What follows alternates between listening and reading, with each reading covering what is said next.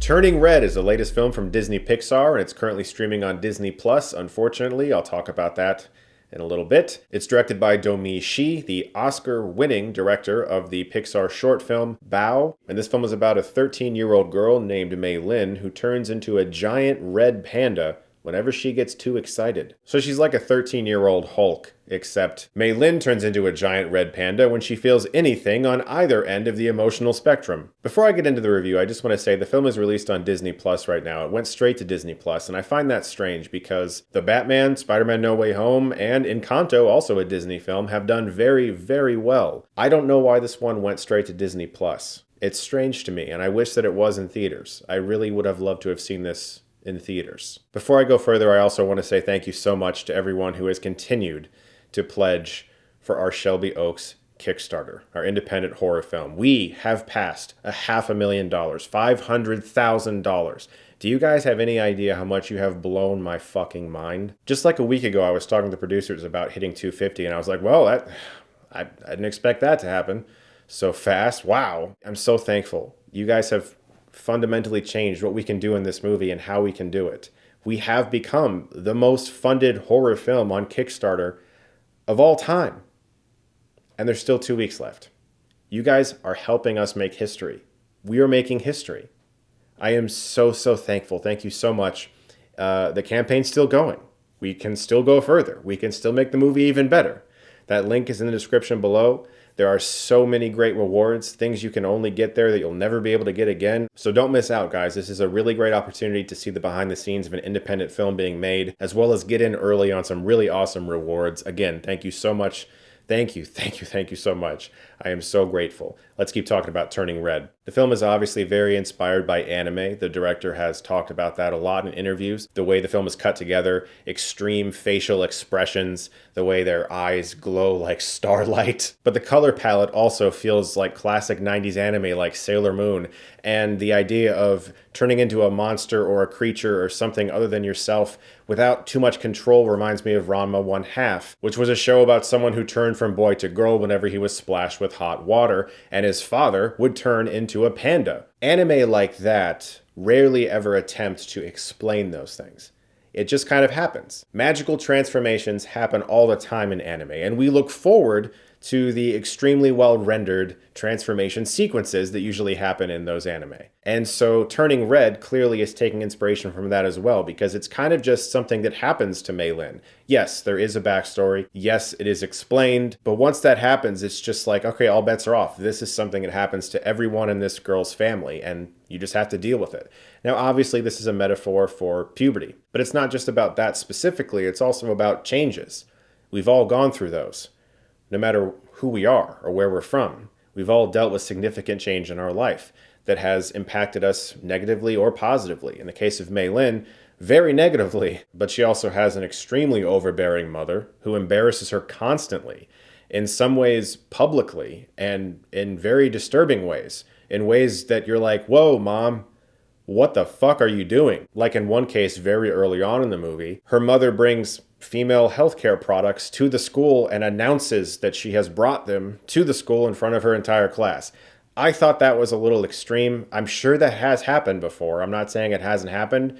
Maybe it even happened in the case of the filmmaker, but that almost felt like a dream sequence to me. It was so absurd that a mom would not realize how embarrassing that would be for her 13-year-old daughter. But it is kind of part of the story. It's not just a film in which unfortunate young girl turns into a red panda and has to hide that from people. It's also about someone who has yet to stand up to her mom, has yet to really admit to her mom that she is becoming her own woman, that she does have dreams and goals that may not coincide with her mom's. And that's also something that I think a lot of people can relate to.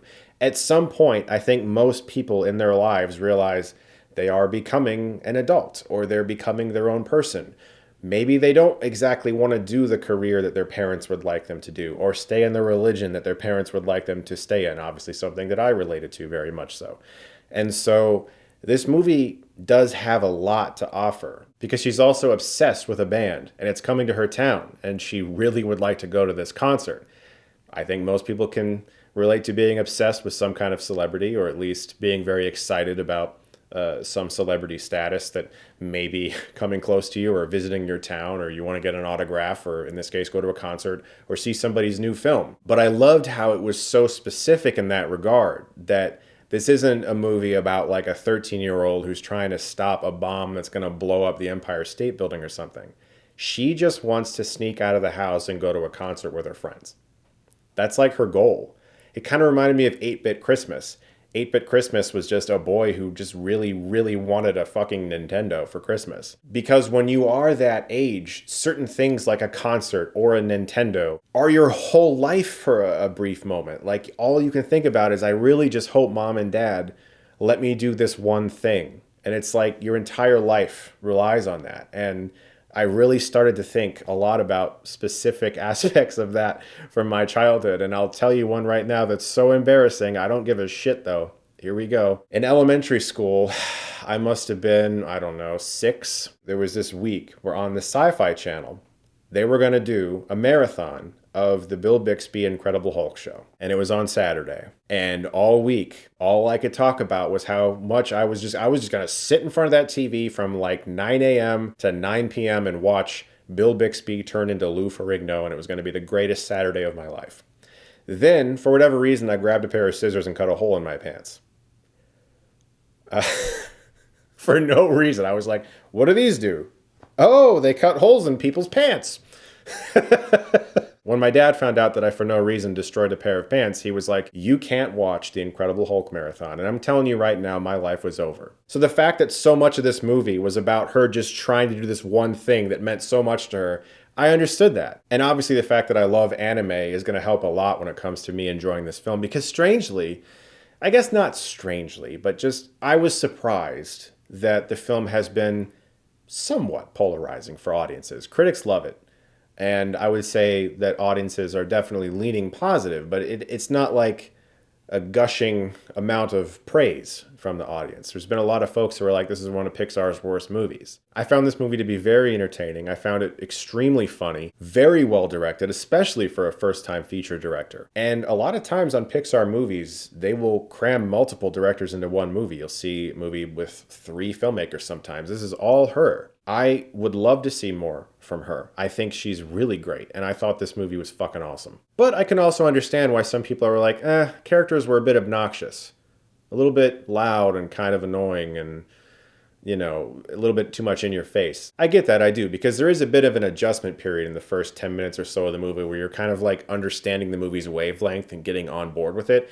And it also doesn't feel like other Pixar films, which is something I loved, but a lot of people watch Pixar movies because they want them all to feel the same. But there were a few things I was a little confused by. The movie takes place in 2002, for instance, and people do the heart symbol with their fingers, and I don't remember people doing that when I was 14 years old. Maybe they did, and I could be completely wrong. People also say OMG in the movie a lot, and I feel like that was more of a, like, 2000 teens thing, but I could be wrong.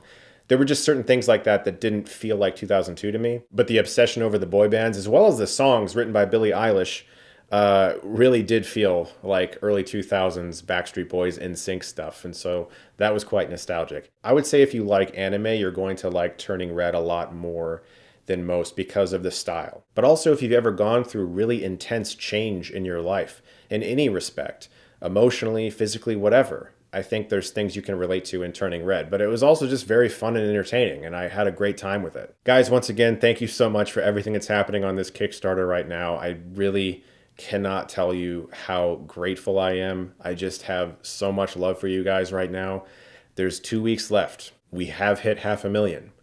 We can go further. There is still a milestone of 600,000. Again, thank you so much. Please do check out the Kickstarter. It is in the description below. You are all making this movie better and better every single day. I can't do it without you. Truly, any little bit helps, even if it's just $1.